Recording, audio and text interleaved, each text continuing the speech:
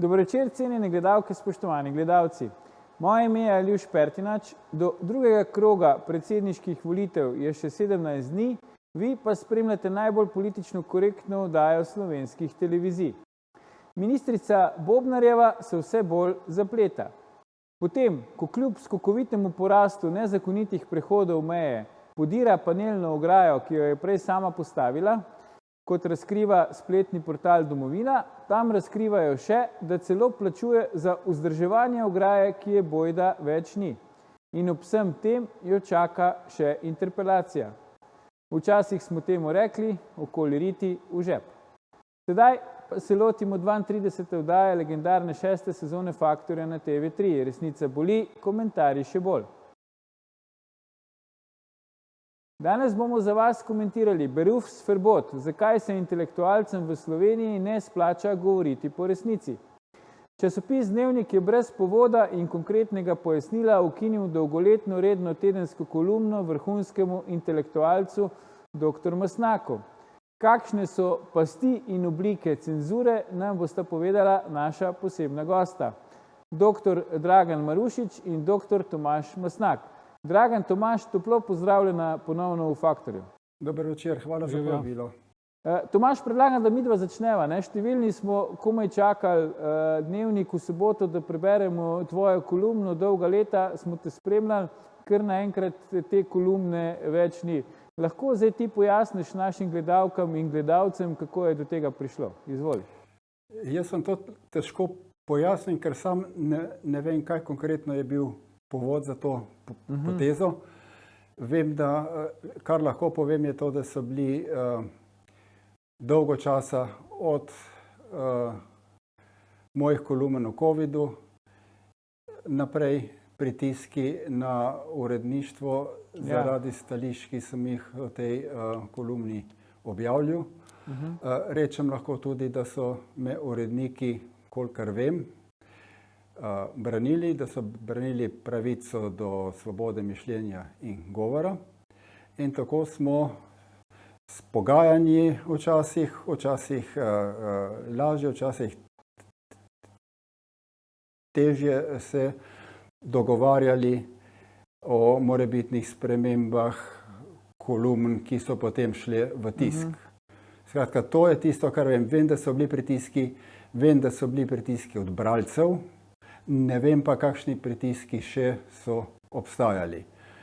Lahko si predstavljam, ampak to so špekulacije. Kaj konkretno se je zgodilo v tem, zdajle, pred 14 dnevi oziroma 3 tedne nazaj, vam težko povem, ker je obvestilo, ki sem ga urednika prejel sam, bilo bolj ali manj enako tistemu, ki je bilo objavljeno tudi v Dnevniku, da želijo osvežiti nabor kolumnistov in da sem že dolgo časa pisal. V pismu urednika je bilo še nekaj lepih besed, ampak nobene druge informacije o tem, kaj bi naj bilo. Lahko pa, mislim, da zdaj vprašanje, koliko lahko o tem še govorim, bom rekel, ker očitno ta material kroži po spletu oziroma po družabnih medijih. Jaz družabnim medijem ne sledim, tako da ne vem, kaj se tam dogaja, tako da mi je precej prihranjeno, včasih pa tudi kakšne spodbude ali pa spodbudne besede ne slišim. Skratka, nekdo mi je poslal pred par dnevi pismo, ki ga je urednik poslal ne vem komu. Jaz sklepam, da podpisnikom pisma uredništvu po odpovedi mojega sodelovanja, v katerem skupina dobrih 12 v glavnem kolumnistov predlaga uredništvo ne premisli svojo odločitev.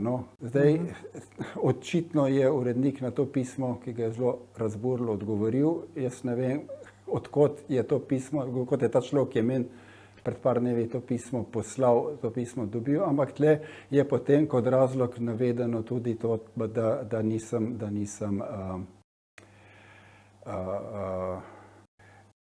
pisal na nivoju novinarskih standardov, ki jih ima Dnevnik. Je pa ta odpoved tvoje kolumne, če se spomnim prav, sovpadla s tvojim prvim gostovanjem v naši oddaji, ne? Jaz ne vem, če ima to kakšno zvezo, če si to lahko dodaja še kot kompliment ali to ne vem. Mi ne vemo tudi, bi bili veseli ali žalostni, ampak mava na srečo v najini družbi danes Dragana Marušiča, ne? On je dober v matematiki in bo povedal, kakšna je verjetnost. Dragan, do zdaj nismo bili soočeni s konceptom, da je nek avtor napisal preveč, ne? To se mi zdi, da je neka novost, se pravi, da ti reče, ti si pa že preveč napisal, zdaj pa dost, zdaj pa naj še drugi kaj napišejo. Kako ti to komentiraš? Ja, ta unikum je verjetno odraz časa, v katerem nas znova in znova presenečajo stvari, na katere nismo bili navajeni.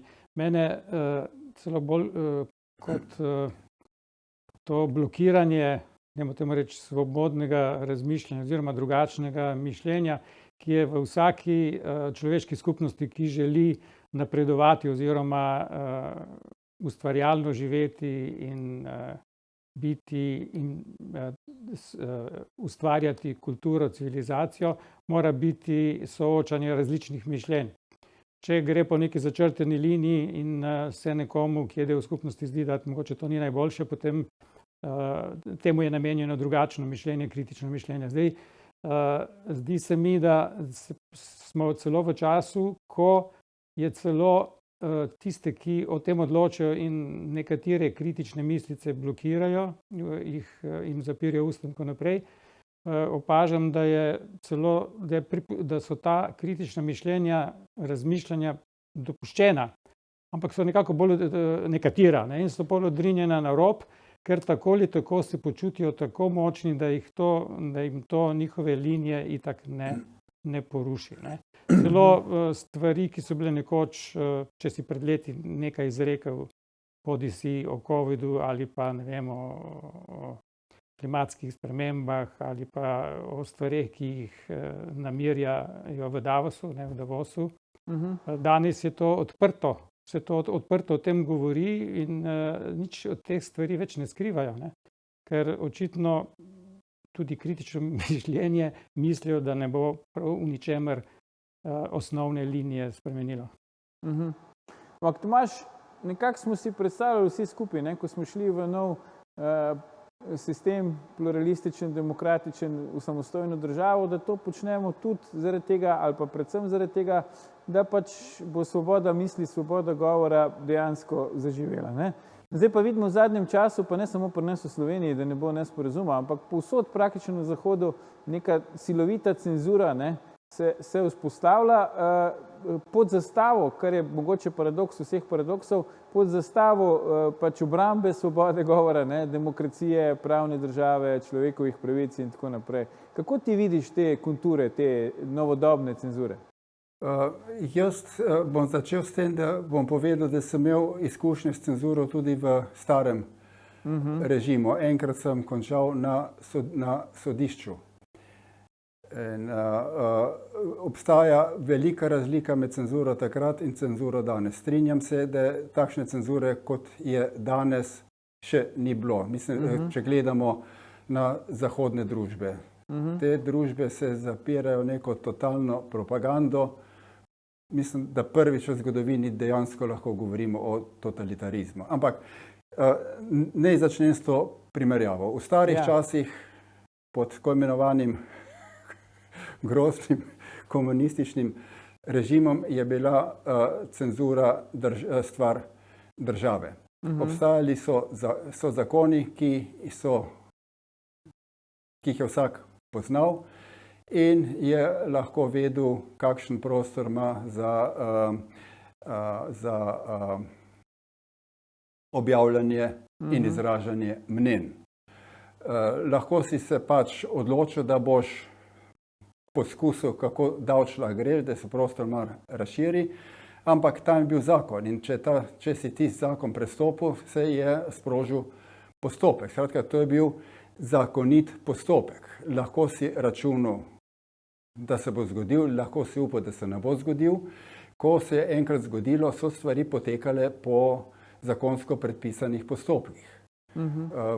Zadevo je prevzel javni tožilec, šel si na sodišču si se lahko zagovarjal, povedano je bilo, kaj si zagrešil, kateri zakon si prekršil in si se lahko na podlagi obtožnice zagovarjal in dokazoval, da si imel pravico to reči, da nisi prekršil zakona in tako naprej. Zdaj, ko sem takrat pravim, ni bilo edinkrat, ampak ko sem drugič pristal na sodišču, je sodišče obrambo sprejelo in umaknilo obtožnico. Aha. Danes nimam pojma, kaj sem zagrešil, kdo me je obtožil, kje se lahko zagovarjam, mislim, da se nikjer ne morem zagovarjati, nobenega zakona ne obstaja, ki bi me varoval, na katerega bi se lahko sklical, ne?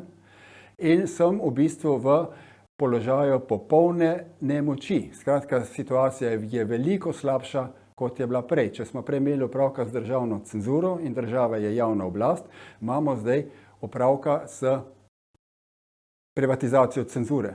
Ta cenzura se bolj na zahodu, v Združenih državah zlasti, kjer je sedež teh ogromnih korporacij informacijskih, dogaja v javno-privatnem partnerstvu. Pri nas so to preprosto del tega privatne združbe, ki so se povezale oziroma se udinjajo temu velikemu mednarodnemu kapitalu, od njega dobivajo določena sredstva in v njegovem interesu delujejo. In delujejo tako, da preprečujejo objavljanje stališč, ki se ne skladajo z vladajočo ideologijo. Ampak to je privatno podjetje. Tle pri nas ne gre niti za to, kot pri Facebooku ali drugem, da te rečijo, kršiš pravila skupnosti. Tle je preprosto, če tle se neka skupina razglasi za preverjevalce dejstev, nimaš kaj. Oni bodo pač to trdili in očitno te privatne skupine, ki izvajajo privatno cenzuro, imajo dovoljšno moč, da jim mediji prisluhnejo, ali pa mediji mogoče samo izrabljajo njihove dokaze, preverbe dejstev, zato da utišajo oziroma izločijo sodelavce, ki pač se ne skladajo z Ni pa še v kontekst. linijo. Ja. Mislim, da si nam dal kar dobro kost za glodati, Tomaž, tako da predlagam, da si vzamemo krajši premor, ampak ne nam uiti, gledalci, se vrnemo po oglasih, ko nadaljujemo s komentiranjem, zakaj se intelektualcem v Sloveniji ne splača govoriti po resnici. Ostanite.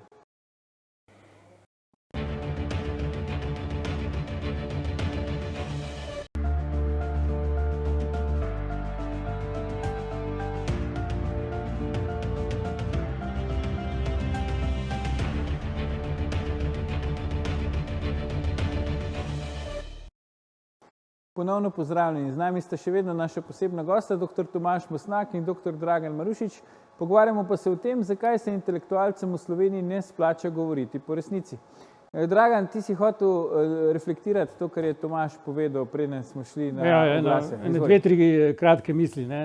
Del tega, del razlogov mogoče tiči tudi v, kaj je to naša karakterna lastnost Slovencev oziroma naš genom, da smo, kot rečejo, bolj papeški od papeža. Kamorkoli se priključimo, smo prvi v vrsti, najbolj pridni učenci. In zdaj mi smo seveda del tega tako imenovanega kolektivnega zahoda, se pravi Unija, NATO plus EU plus tisti azijski del, ki ga pokriva Amerika. In to pač mora slediti neki narativi, neki usmeritvi, o kateri odločajo Združene države Amerike. In mi kot prvi v vrsti smo najbolj pridni tukaj, niti ne zahtevamo srnjačka ali pa zvezdice. Zdaj, problem je še ta, da te skupine, ki se postavijo kot za moralno avtoriteto, oziroma tiste, ki so filter, recimo filter Twitterja, ki povedo, koga je treba prepovedati, dati dol z Twitter in tako naprej, sledijo še eni karakternim lastnostim. Mi imamo dolgo tradicijo, se mi zdi, kverulanstva in denuncijanstva. O denuncijanstvu smo se mi saj v šoli učili, kako je bilo 70 let nazaj. Za Primorce je to pač dokaj enoznačno, tukaj niti se nam ne da kaj preveč diskutirati.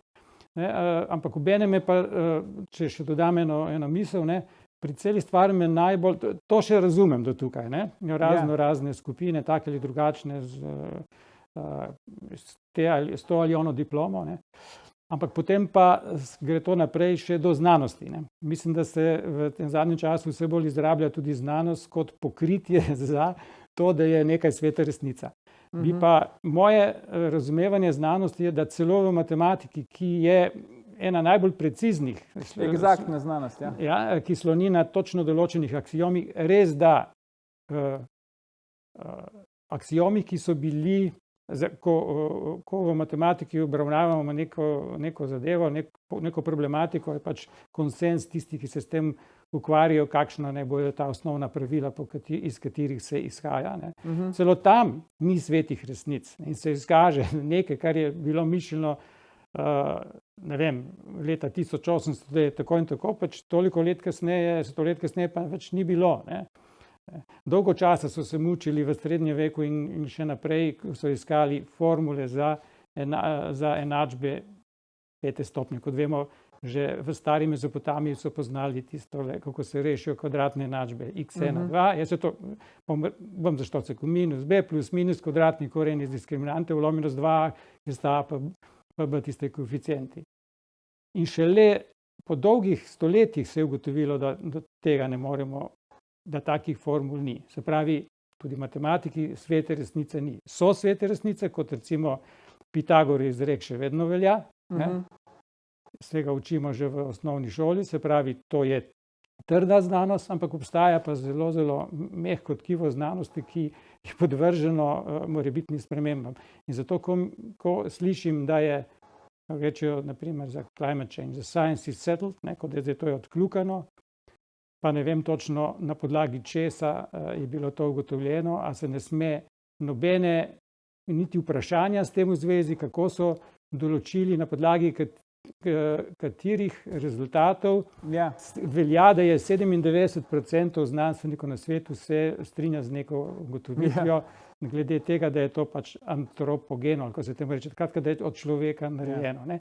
Po drugi strani pa se mainstream medijem in tistim, ki o vsem odločijo, ne zdi sporno, da pred leti ena bizarna zadeva se je zgodila, se spomnim, je sicer odlični igralec, več filmov sem gledal, pa mislim, da je zelo dober igralec, Leonardo DiCaprio, je bil na filmskem festivalu v Cannesu, je tam pač sodeloval na tem festivalu, pol pa je odletel s privatnim letalom v New York, dobil neko nagrado za prispevek k ozaveščanju glede podnebnih sprememb in tako naprej, in pol šel pa nazaj v Cannes, kjer je pa dal na dražbo enotedensko bivanje v svoji palači, nekaj v Palm Springs, za $500,000, ne. Take bizarnosti pa grejo mimo brez, ne. Enega pa, ki vpraša, kako je točno s tem, je res toga, pa imajo za popolnega norca, ne. Ampak, Dragan, da te potolažim, ne, če nas zdaj skrbi, ko se bo 97% znanstvenikov z nečim strinja, ne, ko se bo 107% vseh znanstvenikov, nas ne bo nič več skrbelo. Ampak, Tomaž, kako zdaj grejo ta preverjena dejstev, ne, tam se mi zdi, si prej končal, ne, se pravi, zdaj imamo pač neke te komisije, jaz bi mogoče temu rekel pač komisija za kongregacije vere, ali pa včasih je bila pač sveta inkvizicija, ne, ki preverja dejstvo. Kako zdaj gre to preverjene dejstvo v aktualnem trenutku? Jaz bom začel s kratkim odgovorom na vprašanje, ki se je postavil Draganu. Zakaj se intelektualcem ne splača govoriti resnice danes? Saj se jim nikoli ni splačalo, ne? Ampak če smo včasih večkrat poskušali govoriti resnico kot zdaj, je del odgovora v tem, da so se stvari spremenile, in ena od stvari, ki so se spremenile, so intelektualci sami. In ko razmišljamo, in to zlasti intelektualci, ki se uvrščajo ali jih uvrščamo na levico. In ko razmišljamo o tem, kako se je zgodilo, kakšna je ta sprememba, potem pridemo do tistih sil, ki jih je omenil Dragan na začetku, in ena od teh sil je CIA. CIA je skupaj z angleško obveščevalno službo MI6 delala na spreminjanju intelektualne scene in na izgradnji intelektualnega aparata, ki je ustrezal njihovim interesom od začetka hladne vojne dalje. V Angliji so ustanovili na začetku IRD, kaj je bil Information Research Department, skratka oddelek za raziskavo informacij, ki je delal sistematično delo na lansiranju informacij v javnost, na založništvu, na publicistiki in delo je z levimi intelektualci. Z levimi intelektualci je delal potem tudi ameriški kongres za intelektualno svobodo. Velika organizacija, ki je tudi dobrih 15 let delala z levimi intelektualci. Te obveščevalne službe so bile dosti pametne, da niso levice zatrle in promovirali desnice, ampak so promovirale levico, ampak tisti del levice, ki je bil kompatibilen z vrednotami, rečemo, kapitalističnega sistema.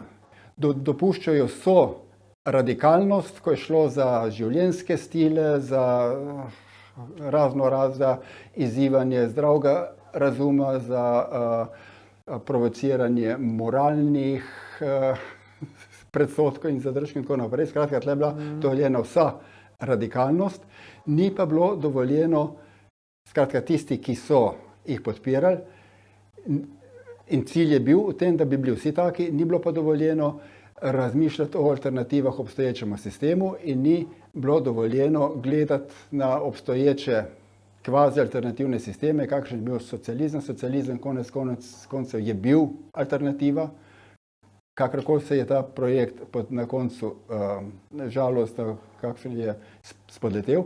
Skratka, to je bilo pa prepovedano. In tako je bila ustvarjena kompatibilna levica v dolgih letih potrpežljivega dela. In mislim, da danes na nek način žanjemo sadove dolgega dela teh obveščevalnih služb. Skratka, levica je pokorjena. Kar je pomembno pri tem, interesantno te zgodbe, to, da je CIA glavno delo, to, če berete knjige o CIA in raziskave o CIA, ena glavnih dejavnosti CIA je lansiranje dezinformacij.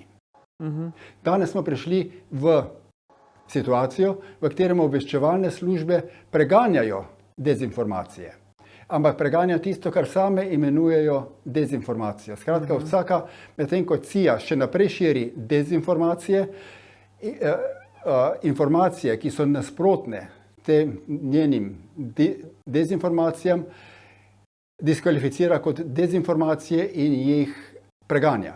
To se je intenzivno in sistematično začel delati v Ameriki po izvolitvi Donalda Trumpa na oblast in glavna sila za to kampanjo je bila politična levica plus velike korporacije, ki so tudi po življenjskem stilu in tako naprej tudi liberalne. Ne?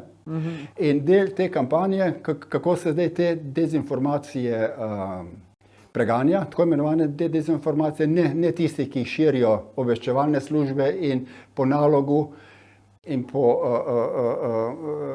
nalogu teh informacij naši mediji, ne samo slovenski, zahodni mediji, skratka, te dezinformacije se preganjajo s sklicevanjem, s preverjanjem dejstev. Ne? In zdaj, kaj so dejstva? Ta dejstva so ustvarjena vnaprej. Pod COVID-om smo videli, da so vrh te sile, ki so vodile COVID-ni režim, ustvarile nabor dejstev. Določene stvari so razglasile za dejstva in vsa odstopajoča mnenja so potem diskvalificirala, češ da se ne skladajo z dejstvi. Skratka, dejstva, ta njihova dejstva so določen konstrukt. Če dam en primer, recimo tak tipičen primer je recimo pokol civilistov v Buči pri Kijevu. Uradna razlaga je, da so Rusi zagrešili vojni zločin. Dejstvo, ko gledano staromodno, je, da so civilisti bili pobiti, da je šlo za poboj civilistov. Ampak to, da je ta zločin, da so ta zločin zagrešili Rusi, ni več dejstvo, ampak je interpretacija tega dejstva. In ta interpretacija dejstva potem šteje za dejstvo. Hkrati so uporinjena v stran vsa dejstva, ki bi bila pomembna za bolj realistično interpretacijo tega zločina.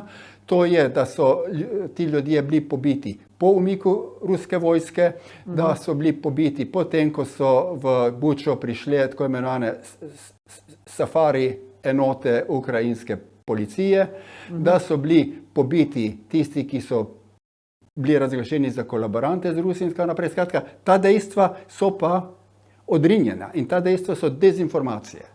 Dejstvo, ki obstaja, pa je interpretacija, ki jo lansirajo zahodni mediji in zahodni propagandni stroj.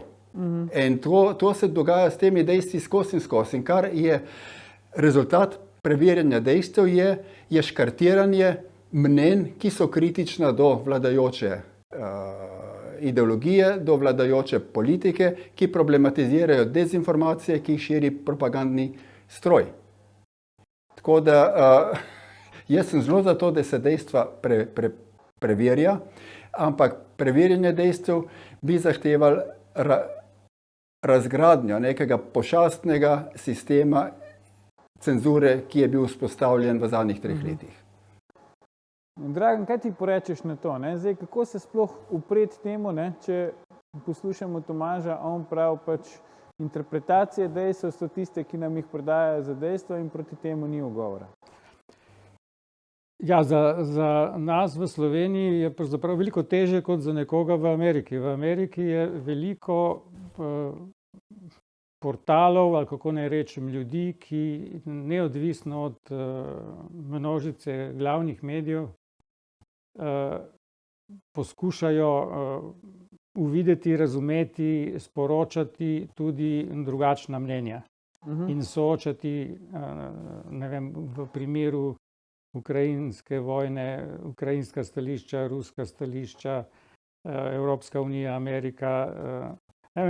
Tipičen primer tukaj je Jeffrey Sachs, ki sem ga menda že dvakrat omenil in bil zaradi tega okarakteriziran kot nekoga, ki sledi teoretikom zarote.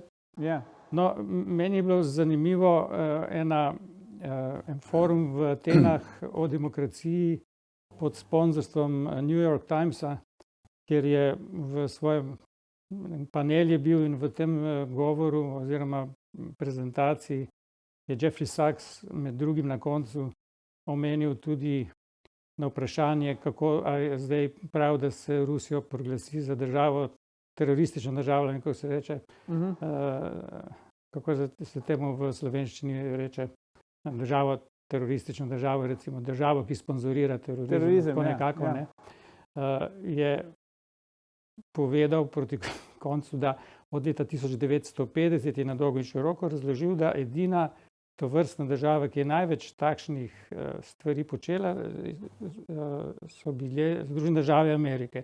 In ga je voditelj preprosto utišal, dovolj, that's enough, Jeffrey, stop, ne? Na forumu o demokraciji. Zdaj, torej, zgodi se občasno kakšen takšen dogodek. Preveč demokracije je škodljivo, Dragan. Ja, ampak zdaj hočem reči, tam se tudi zgodi to, da nekdo slučajno, nek slučajnostni dogodek, da nekdo kaj reče, tudi na glavni platformi. V Sloveniji pač tega ne pričakujem, da bi se lahko zgodilo v naših glavnih medijih, ker mi razumem našo oblast, da mora biti toliko bolj pokorna zapovedim od zunaj. Ne? Zato je eden od naših sloganov ni vseeno, kdo kaj reče. Ne? Tako da vsaj v oddaji Faktor se to redno dogaja. Tomaž, zdaj v Sloveniji ta hip je spet zelo aktualna boj proti vsakršnem nasilju, sovražnem govoru, nasilnem govoru, karkoli že to je in tako naprej. Namreč govorimo o tem incidentu, fizičnem napadu na Niko Kovač, šefico pač inštituta 8. marec, ki se je zgodil pač par dni nazaj. To je ena izmed objav, ki je nastala na družbenih omrežjih. Po tem napadu pač zanimiv je opis te fotografije, ki si ga lahko gledalke in gledalci tudi preberejo. Dejansko zgleda, kot da gre za neko inštalacijo, ampak me zanima zdaj vajino mnenje. Kako vidva vidita ta napad na Niko Kovač v luči naše današnje debate in pa reakcije pač politike odgovornih tudi državnih inštitucij na ta dogodek. Ja, kdo? Ja, izvoli ti, Tomaž, pa Bom jaz začel, mislim, na začetku ne rečem, da pač jaz obsojam nasilje. Zlasti obsojam nasilje, ki je operjeno proti ljudem, s katerimi se napadalec idejno, ideološko ali politično ne strinja. To strogo obsojam in tle ni tle ni razprave. Ne? Obsojam tudi nasilje, ki ni fizično, ki se izvaja z utišanjem in izločanjem ljudi, ki imajo drugačne mnenja. To je tudi nasilje, da nekoga izločiš iz javnega prostora, ekskomuniciram. Recimo mu vzameš kolumno v časopisu, ne? Tudi to je nasilje. Prosim? Mu vzameš kolumno v časopisu, tudi to je nasilje, ne? Mogoče, jaz ne vem, če se to komu zgodilo pri nas, ampak tako je, ne?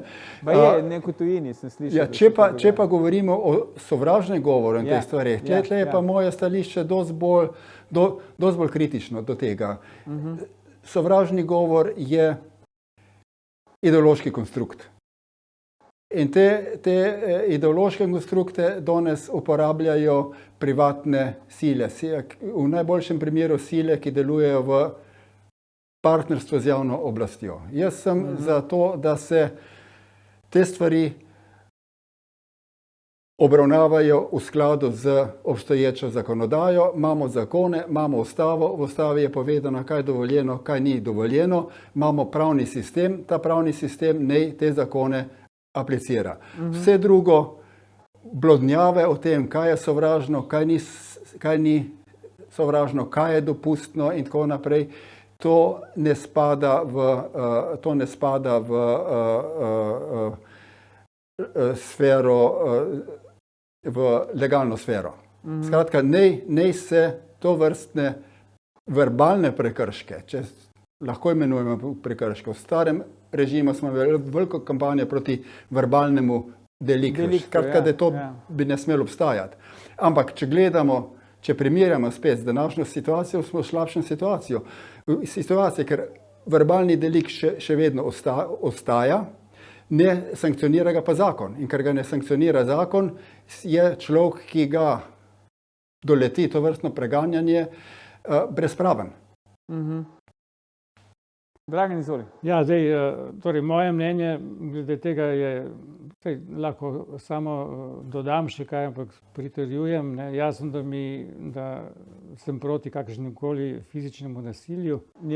Izhajam iz regije slovenske, kjer je bilo tega fizičnega nasilja po pripovedovanju mojih staršev za čas okupacije strani Italije, bom jo tako imenoval, in je zaznamovalo nas Primorce, če nič drugega potem po genetiki naprej. Kar se tiče govora sovražnega in podobnih, kar je še podobnih pridevnikov, tukaj mislim, da bi se postavil na stališče, da mora biti človek čim bolj trden in prenesti čim več, ker sicer kje je ta meja. Bi pa želel, da bi se isti vatli uporabljali za vsakogar v družbi, ne glede na to, ali prihaja iz parlamenta, ali iz nevladnih organizacij, ali iz ulice, ali iz levice, desnice, od koderkoli. In če izkoristim še asociacijo na tisto, o čemer smo prej govorili, Jeffrey Sachs je stališče njegovo je bilo, zakaj so Združene države Amerike glavna država po 1950, ki to počnejo. Zato, ker nihče se ne, torej, kako to, da se nihče ne zgraža nad 100.000 ubitih strani bombardiranja NATO in Združenih držav v Afganistanu, Iraku, Libiji, Siriji, Jemnu in tako naprej. In to še ves čas se počne. Medtem ko se Evropa zgraža nad početjem, nad tistim, kar se dogaja v Ukrajini, je pa mirno gre mimo nas to, kar se dogaja pač enako, skoraj da enako daleč, samo v drugi smeri, geografski. Ampak ti ljudje so nam niso tako blizu, ali kaj, Dragan? Kateri? Te drugi, nad kateri smrtjo se ne zgražamo. Ja, pa ani nekaj najhujšega, da se dva slovanska naroda med sabo pobijata. Ja, se pravim, ne? Ampak tukaj smo se pač, večina ljudi se je postavila na stališče, zelo a priori ali na eno ali na drugo stran in ne, vojna se nič ne kaže, da se bo končala, se samo nadaljuje. Pa sej zato, ker bom še postavil to, ne vem sicer, če je to resnica, ampak mislim, da daleč nisem zgodovinar, sem samo matematik, malo na hitro preštejem. V zadnjem stoletju je verjetno med vsemi prebivalci Evrope bilo največ ubitih Slovanov. Glej, to zdaj... Vprašam, zakaj? Ampak glej, ti govoriš o teh vojnah, Afganistan, Libija in tako naprej. Vojna v Ukrajini je vojna istega tipa. Se je istega tipa, ampak pravim... Istega tipa in iste sile so jo, se strinjam. So provocirale in to, kar se dogaja v Sloveniji, je, da ti ljudje, ki so zgraženi ob enem nasilnem aktu, hkrati zagovarjajo nadaljevanje vojne v Ukrajini, ki pomeni depopulacijo, ki pomeni iztrebljanje ukrajinskega prebivalstva. Ampak samo polovično se zgražajo. Ne zgražajo še, da grejo še korak dlje, kot v matematiki, najprej narišemo funkcijo, potem pa še njen odvod, da vidimo trende, zdrse in vzpone. Ne grejo še korak dlje in ne povlečejo te paralele z vojnami v okolici in se povprašajo, kdo je tisti, ki je zadaj, ki ima največ od tega. In potem, če bi to naredili, bi nujno prišli tudi do tistega, kar sem prej omenil, kako to, da v vseh vojnah v zadnjih stoletjih je največ umrlo bilo bitih Slovanov.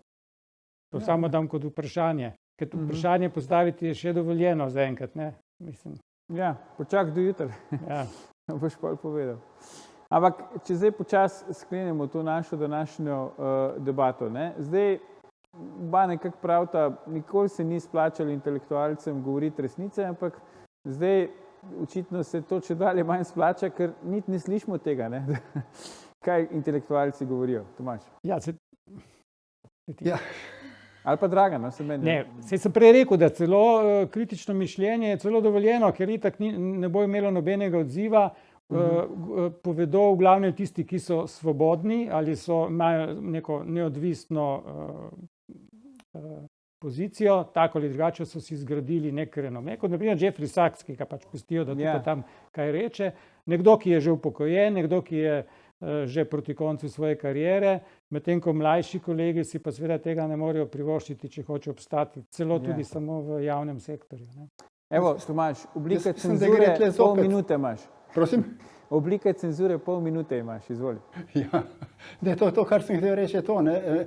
Mi smo bili včasih, mislim, jaz sem toliko star, mi smo bili vzgojeni v sistemu, ki je poudarjal vrednote svobode, ampak ne svobode v liberalističnem smislu, lahko si pa, če imam dovolj moči, se lahko privoščim, kar hočem, pač vse je odvisno od mene, ampak svobode, ki je bila vezana na obstoj skupnosti, na obstoj naroda, na obstoj države in tako naprej. In hkrati, skratka, naši junaki so bili zelo različni od teh, ki jih danes postavljajo pred mladino v šoli. Druga razlika je v tem, da smo živeli pod sistemom, ki je imel racionalno ideologijo. In proti temu sistemu, proti tej ideologiji, ki je tudi poudaril resnico in iskanje resnice in kritiziranje in preizpraševanje vsega, čeprav te konsekvence svojih naukov ni rad občutil na lastni koži, ampak mi smo to vsem delali. Znotraj tistega sistema smo ga kritizirali z isto ideologijo in ta sistem je bil občutljiv na to kritiko. In smo iskali resnico in na resnico reagiral. Danes smo v svetu, ki je postresnična. Ne upošteva več dejstev, ne logike, ne resnice. Tudi naša oddaja je občutljiva na kritiko, ampak ima omejen čas. Dr. Tomaž Mosnak, dr. Dragan Marušič, najlepša hvala za vajine današnje komentarje. Gledalke, gledalci, to je bil o tem, zakaj se intelektualcem pri nas ne splača govoriti po resnici. Že 788. faktor na TV3. Gledajte našo oddajo tudi do konca tega in v naslednjem tednu. Mi pa se v živo spet vidimo prihodnji ponedeljek, ko bomo komentirali, kaj za vraga počnejo občinski svetniki. Ne zamudite, predvsem pa ne pozabite. Ni vseeno, kdo kaj reče.